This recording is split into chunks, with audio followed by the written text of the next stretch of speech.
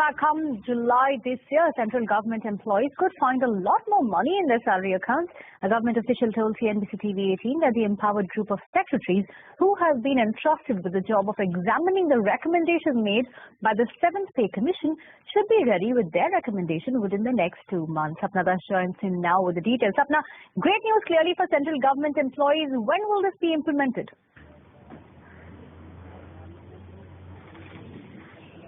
Well, most likely the timeline that is being indicated as of now is sometime June, if not June, latest by July, because the central is not too keen to have any kind of major areas on this, because last quarter already there's a area for the last financial year, and even if they wrap up by June, or if the announcement comes by June, then the first quarter will also there will be an area.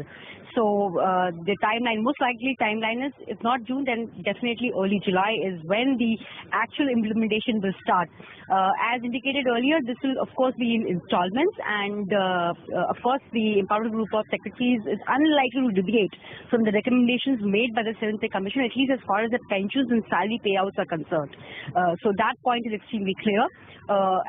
In the first go, basically the areas and salaries and pensions will be clear, but allowances are going to be prospective.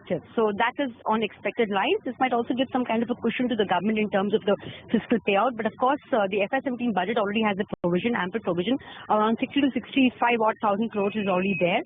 And if required, the government will be open to doing a supplementary or coming out with higher numbers towards the revised estimates, which they submit towards the end of the financial year at the time of the budget making exercise.